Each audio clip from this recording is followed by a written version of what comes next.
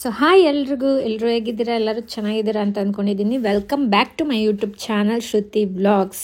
And ಇವತ್ತು ಬಂದು ಮಂಗಳವಾರ ದೇವಸ್ಥಾನಕ್ಕೆ ಹೋಗೋಣ ಅಂತ ಹೇಳಿ ರೆಡಿ ಆಗ್ತಾ ಇದ್ವಿ. ಯಾವ ಟೆಂಪಲ್ಲು ಯಾರ್ಯಾರು ಹೋಗ್ತಾ ಇದ್ದೀವಿ ಅಂತ ನೆಕ್ಸ್ಟ್ ನಿಮ್ಗೆ ಹಾಗೆ ಗೊತ್ತಾಗುತ್ತೆ, ನೋಡ್ತಾ ಇರಿ. ಸೊ ಇದು ಬೆಳಗಿನ ಜಾವ ಬಂದು 5:15, 4 ಗಂಟೆಗೆ ಎದ್ದು ಎಲ್ಲ ರೆಡಿಯಾಗಿ ನಾವು ಹೊರಡೋ ಅಷ್ಟರಲ್ಲಿ 5:15 ಆಗಿತ್ತು. ಸೊ ಕ್ಯಾಬ್ ಬುಕ್ ಮಾಡಿದ್ವಿ, ಕ್ಯಾಬಿಗೆ ವೆಯ್ಟ್ ಮಾಡ್ಕೊಂಡು ನಿಂತಿದ್ವಿ. ಆಗಬೇಕು ನಿಮಗೆ, ನಾನು ಎಬ್ಬಿಸ್ಲಿಲ್ಲ ಅಂದ್ರೆ ಏನು ಮಾಡ್ತಾ ಇದ್ದೀನಿ? 2:15 ಎಕ್ಸ್ಟ್ರಾ ಆಯಿತು, ಇನ್ನೊಂದು ಅರ್ಧ ಗಂಟೆ ತಾನೇ ಅಂತ ಮಲಗಿಬಿಟ್ಟೆ. ಹಲೋ ಸರ್, ಎಲ್ಲಿದ್ದೀರಾ? ಸೊ ನಮ್ಮಮ್ಮನೂ ಕೂಡ ಜಾಯಿನ್ ಆಗ್ತಾ ಇದ್ದಾರೆ. ಮನೆ ಹತ್ರ ಬಂದ್ವಿ ನಮ್ಮಮ್ಮನ ಪಿಕ್ ಮಾಡ್ಕೊಳ್ಳೋಕ್ಕೆ ಅಂತ ಹೇಳ್ಬಿಟ್ಟು. ಫುಲ್ ಕರೆಂಟ್ ಹೋಗ್ಬಿಟ್ಟಿತ್ತು. ನಮ್ಮಮ್ಮ ಟಾರ್ಚ್ ಆನ್ ಮಾಡ್ಕೊಂಡು ಬರ್ತಾ ಇದ್ರು. ನಾನು ತೇಜನೇ ಸ್ಟ್ರಾಂಗ್. ಬಾ ಮುಂದೆ ಬಾ. ಏನು ಗೊತ್ತೇ ಇದೆಯಲ್ಲ.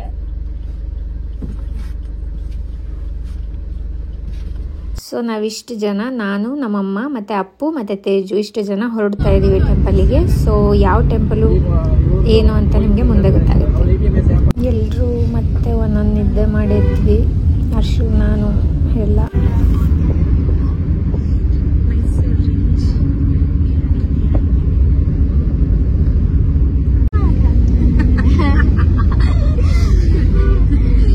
ಸೊ ಎಸ್, ನಾವು ಬಂದಿದ್ದೀವಿ ಮೈಸೂರು ಚಾಮುಂಡಿ ಬೆಟ್ಟಕ್ಕೆ. ಸೊ ವೆದರ್ ಅಂತೂ ಸಖತ್ತಾಗಿತ್ತು, ಮಳೆ ಬರ್ತಾಯಿತ್ತು, ಫುಲ್ ಮಂಜು ಹಿಮ ಎಲ್ಲ ಸಖತ್ತಾಗಿತ್ತು ವೆದರು. ಸೊ ನಾವಿವತ್ತು ಅಮ್ಮನವ್ರ ದರ್ಶನಕ್ಕೆ ಬಂದಿದ್ದೀವಿ. ಕಾರಲ್ಲೇ ಇಡಬೇಕಾಗಿತ್ತು.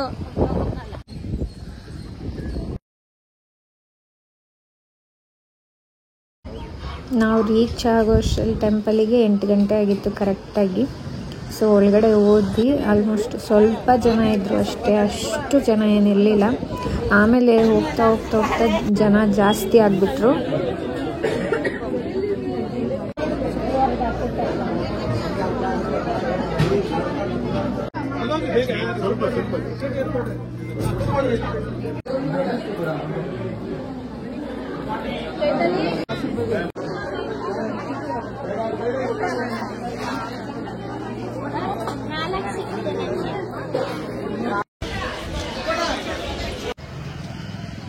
ಟೆಂಪಲಿಂದ ಆಚೆ ಬಂದು ಕಾರ್ ಹತ್ತಕ್ಕೆ ಹೋಗ್ತಾ ಇದೀವಿ. ಸೊ ದರ್ಶನ ಮಾತ್ರ ತುಂಬಾ ಚೆನ್ನಾಗಾಯಿತು.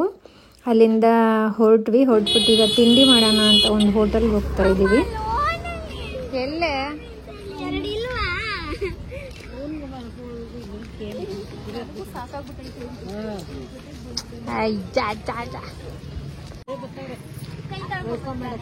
ಈ ಕೈ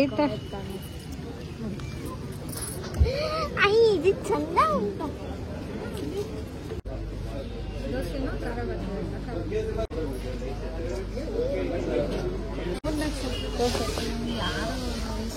ಏನಾರು ಹೇಳು ಮಮ್ಮಿ.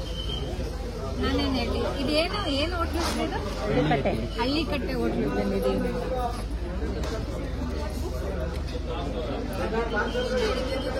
4 ಕುಳ್ಳು ದೋಸೆ ಅಲ್ಲಿ ಬೆಲ್ಗನ್ನ ಇದ್ದಂಗೆ ಐತಲ್ಲ, ಇದು ಯೂಟ್ಯೂಬ್ ಚಾನಲ್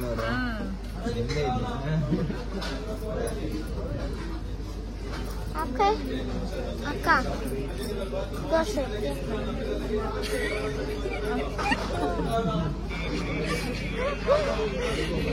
ಹಾಯ್ ಅಕ್ಕ. ಬಿಟ್ಬಿಡು ಇನ್ನು 2 ದೋಸೆ ಬರ್ಬೇಕಕ್ಕ. ನೀನು ಟೇಸ್ಟ್ ಮಾಡು. ಚೆನ್ನಾಗಿದೆ ಆಂಟಿ. ಇಷ್ಟ ಆಯ್ತಾ? ನಾನು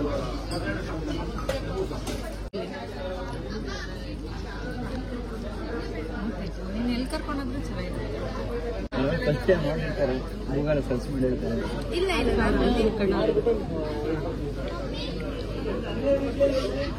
ಸೊ ಆ ಹೋಟೆಲಲ್ಲಿ ಊಟ ಎಲ್ಲ ಆದಮೇಲೆ ಅಲ್ಲಿ ಕೆಲವರು ನನ್ನ ಗುರ್ತಿಡ್ದು ಸೆಲ್ಫಿ ಇಟ್ಕೊಂಡ್ರು, ಅಂದರೆ ಫೋಟೋ ಇಟ್ಕೊಂಡ್ರು. ನನಗೆ ಖುಷಿ ಆಯಿತು, ಸಂಕೋಚ ಕೂಡ ಆಯಿತು.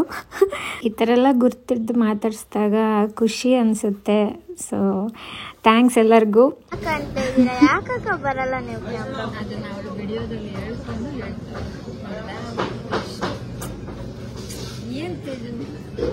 ಇನ್ನೂ ಹೋಗ್ಬಿಡು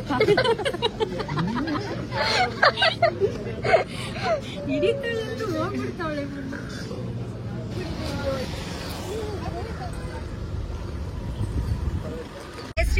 ನಾನು ಫಸ್ಟ್ ತೆಗಿಯೋದೇ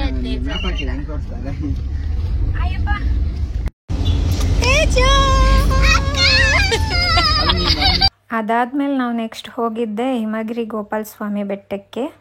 ಸೊ ಇದಂತೂ ಅನ್ಎಕ್ಸ್ಪೆಕ್ಟೆಡ್ಡು, ನಾವು ಪ್ಲ್ಯಾನ್ ಇರಲಿಲ್ಲ ಇದು ಹೋಗಬೇಕು ಅನ್ನೋದು. ಸೊ ಸರಿ ಹೊರಡೋಣ ಅಂತ ಹೊರಟ್ವಿ, ನೋಡೋಣ ಅಂತ ಹೇಳ್ಬಿಟ್ಟು. ಇದು ಫಸ್ಟ್ ಟೈಮ್ ನಾನು ವಿಸಿಟ್ ಮಾಡ್ತಾ ಇರೋದು ಈ ಟೆಂಪಲಿಗೆ. ಸೊ ಅಲ್ಲಿ ಹೋಗಿ ರೀಚ್ ಆದ್ವಿ. ಅಲ್ಲಿ ಟಿಕೆಟ್ ತೊಗೋಬೇಕಂತೆ, ಮೇಲ್ಗಡೆ ಕಾರ್ ಬಿಡಲ್ಲ, ಬಸ್ ಬಿಡ್ತಾರೆ, ಬಸ್ ಇದೆ ಅಲ್ಲಿ. ಸೊ ಬಸ್ಸಿಗೆ ಟಿಕೆಟ್ ತೊಗೊಂಡು ಬಸ್ಸಲ್ಲಿ ಹೋಗಿ ಬಸ್ಸಲ್ಲಿ ಬರಬೇಕಂತೆ. ಸೊ ಫುಲ್ ಮಳೆ, ನಮ್ಮಮ್ಮ ನಿಂತಿದ್ದಾರೆ ಟಿಕೆಟ್ ತೊಗೊಳಕ್ಕೆ. ಮಳೆ ಸ್ಟಾರ್ಟ್ ಆಗೋಯ್ತು, ಹೋಗಿದ ತಕ್ಷಣ ಬರೋ ತನಕನೂ ಮಳೆ ಬಂದಿದೆ ಅಲ್ಲಿ.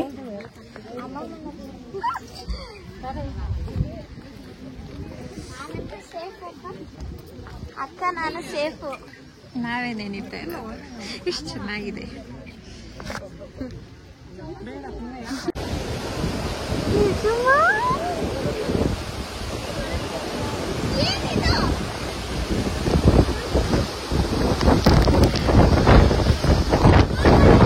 ಬಸ್ ಇಳಿದಿದ ತಕ್ಷಣ ಫುಲ್ ಮಳೆ, ಜೋರ್ ಗಾಳಿ, ಏನೂ ಕಾಣಿಸ್ತಾ ಇಲ್ಲ. ನಿಮಗೆ ಸೌಂಡ್ ಕೇಳಿಸ್ತಾ ಇರ್ಬೋದು, ನಿಂತ್ಕೊಳ್ಳೋಕ್ಕೆ ಆಗ್ತಾ ಇಲ್ಲ. ನನಗಂತೂ ಎಕ್ಸ್ಪೀರಿಯನ್ಸ್ ತುಂಬ ಚೆನ್ನಾಗಿತ್ತು. ಚಳಿಲಿ ಮಳೇಲಿ ಯಪ್ಪ ದೇವ್ರೆ. ಹಾಗೆ ದೇವಸ್ಥಾನಕ್ಕೆ ಹೊರಟ್ವಿ.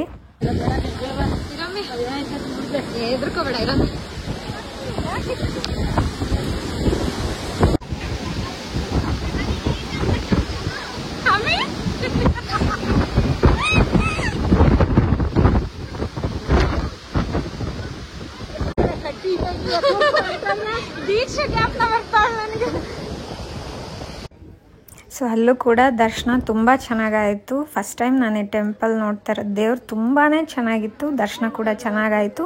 ಪ್ರಸಾದ ಕೂಡ ಅಲ್ಲೇ ತಿಂದ್ವಿ, ಬಿಸಿ ಬಿಸಿ ಬಿಸಿಬೇಳೆ ಬಾತು ಪ್ರಸಾದ ಚಳಿಗೆ ತಿಂದ್ವಿ. ಸೀರಿಯಸ್ಲಿ ಅಲ್ಲೆಲ್ಲೂ ನಿಂತ್ಕೊಳ್ಳೋಕ್ಕೆ ಆಗ್ತಿರ್ಲಿಲ್ಲ, ಅಷ್ಟು ಮಳೆ, ಚಳಿ, ಗಾಳಿ.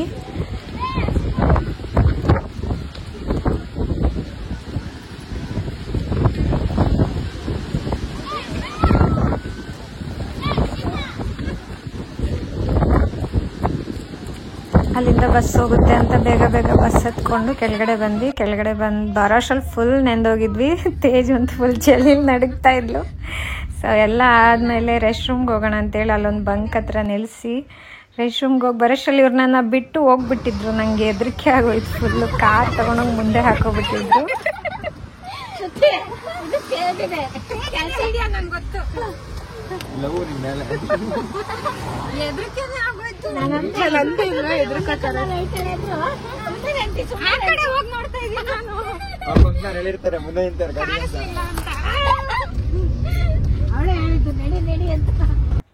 ಅಲ್ಲಿಂದ ನಾವು ನೆಕ್ಸ್ಟ್ ಹೋಗಿದ್ದೆ ನಂಜನಗೂಡ್ಗೆ.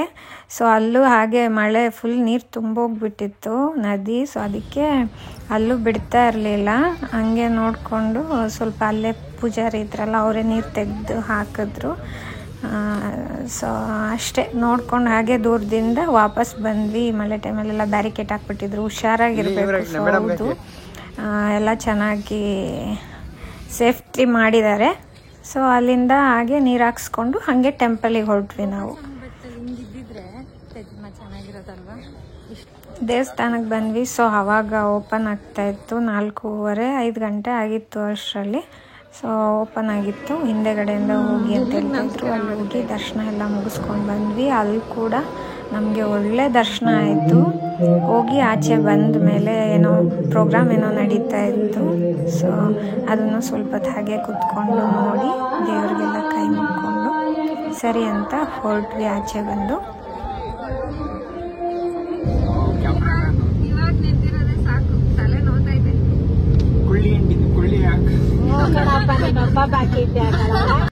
ಸೊ ಅದಾದಮೇಲೆ ಸ್ವಲ್ಪ ಹೊಟ್ಟೆ ಎಲ್ಲ ಚುರ್ರ ಅಂತ ಇತ್ತು. ಏನಾದರೂ ತಿನ್ನೋಣ ಚಳಿಗೆ ಸ್ನ್ಯಾಕ್ಸ್ ಥರ ಅಂತ ಹೇಳಿಬಿಟ್ಟು ಇಲ್ಲೊಂದು ಹೋಟೆಲಿಗೆ ಬಂದ್ವಿ. ಸೊ ಅಲ್ಲಿಗೆ ಬಂದು ನಾವು ಲೈಟಾಗಿ ಚಾಟ್ಸ್ ತಿಂದ್ವಿ. ಸೊ ಪಾನಿಪುರಿ, ಗೋಬಿ ಮತ್ತು ಕಾಫಿ ಕುಡಿದ್ವಿ. ಮೇಯ್ನ್ ಫುಲ್ ತಲೆ ನೋವ್ತಾ ಇತ್ತು ಮಳೇಲಿ ನೆಂದು. ಮಳೆ ಅಂದರೆ ಫುಲ್ ಜೋರು ಮಳೆನೂ ಇಲ್ಲ, ಒಂಥರ ಪಿರಿ ಮಳೆ ಬೀಳ್ತಾನೆ ಇತ್ತು, ಸ್ಟಾಪೇ ಆಗ್ತಾ ಇರಲಿಲ್ಲ. ಸೊ ಬಂದ್ವಿ ಇಲ್ಲಿ.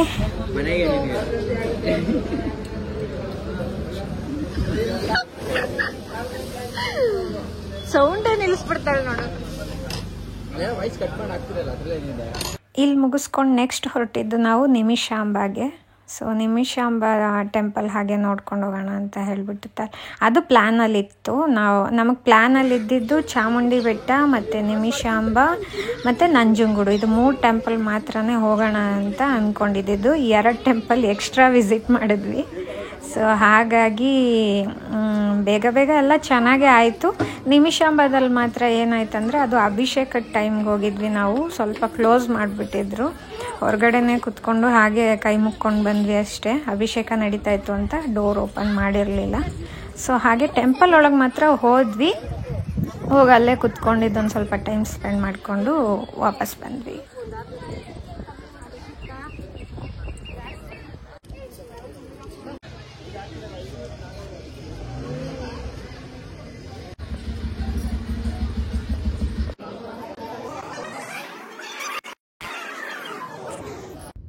ಅಲ್ಲಿ ಮುಗಿಸ್ಕೊಂಡು ಹೋಗಿದ್ದೆ ನಾವು ಮೇಲ್ಕೋಟೆಗೆ. ಇದು ತೇಜು ಹೋಗಲೇಬೇಕು ನಾನು ಈ ಟೆಂಪಲ್ಗೆ ಅಂತ ಆಟ ಹಿಡ್ಕೊಂಡ್ಲು.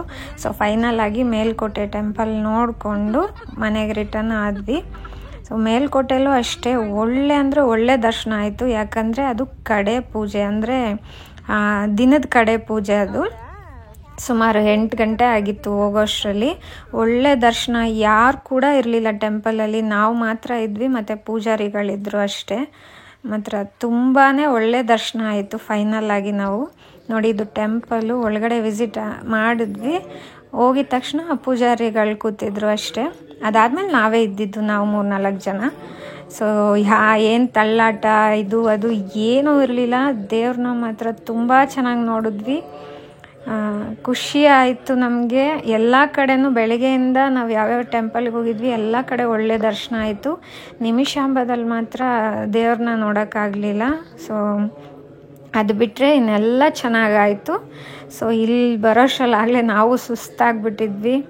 ಫುಲ್ಲು ಮಳೇಲಿ ನೆಂದು ಚಳಿ ಎಲ್ಲ ಒಂಥರ ಆಗಿಬಿಟ್ಟಿತ್ತು. ಸೊ ಇಲ್ಲೂ ಮುಗಿಸ್ಕೊಂಡು ತೇಜು ಮೇಲ್ಕೋಟೆ ಪುಳಿಯೋಗರೆ ತಗೋಬೇಕು ಅಂತ ಹೇಳಿಬಿಟ್ಟು ಎಲ್ಲ ಕ್ಲೋಸ್ ಮಾಡಿಬಿಟ್ಟಿದ್ರು. ಆದರೂ ಅಲ್ಲಿ ಪೂಜಾರಿ ಒಬ್ಬರು ಕರ್ಕೊಂಡೋಗಿ ಅವ್ರ ಮನೆ ಒಳಗಡೆಯಿಂದ ಮತ್ತೆ ಅವ್ರನ್ನ ಕರ್ಕೊಂಡು ಬಂದು ಅಂಗಡಿ ಬಾಗಿಲು ತೆಗೆಸಿ ಕೊನೆಗೂ ತೊಗೊಂಡ್ವಿ ಮೇಲ್ಕೋಟೆ ಪುಳಿಯೋಗರೆದು ತಗೊಂಡು.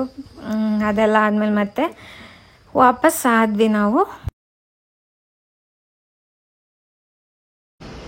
ಅಲ್ಲಿಂದ ಹೊರಟು ನಾವು ಮತ್ತೆ ಟ್ರಾವೆಲ್ ಮಾಡಿ ಇಲ್ಲೊಂದು ಹೋಟೆಲಿಗೆ ಊಟ ಮಾಡೋಕ್ಕಂತ ನಿಲ್ಲಿಸಿದ್ವಿ. ಆಲ್ರೆಡಿ 10:30 ಆಗೋಗಿತ್ತು. ಸೊ ಈ ಹೋಟೆಲಿಗೆ ಬಂದು ನಾವು ರೋಟಿ ಕರಿ ಮತ್ತು ಫ್ರೈಡ್ ರೈಸ್ ಆರ್ಡ್ರ್ ಮಾಡಿ ತಿಂದು ಇವತ್ತಿನ ಡೇ ಮಾತ್ರ ತುಂಬಾ ಚೆನ್ನಾಗಿತ್ತು. ಬೆಳಗ್ಗೆಯಿಂದ ಸಂಜೆವರೆಗೂ ಒಂದು 5 ಟೆಂಪಲ್ ವಿಸಿಟ್ ಮಾಡಿದ್ದೀವಿ. ಫುಲ್ ಸುಸ್ತಾಗೋಗಿತ್ತು. ಸೊ ಊಟ ಮುಗಿಸಿ ನಾವು ಬ್ಯಾಂಗ್ಳೂರಲ್ಲಿ ಮನೆಗೆ ರೀಚ್ ಆಗೋಷ್ಟರಲ್ಲಿ 12:30 ಆಗೋಗಿತ್ತು. ಮನೆಗೆ ಹೋದ್ವಿ ಅಷ್ಟೇ. ಸೊ ಇವತ್ತಿನ ಬ್ಲಾಗ್ ಬಂದು ಹೀಗಿತ್ತು.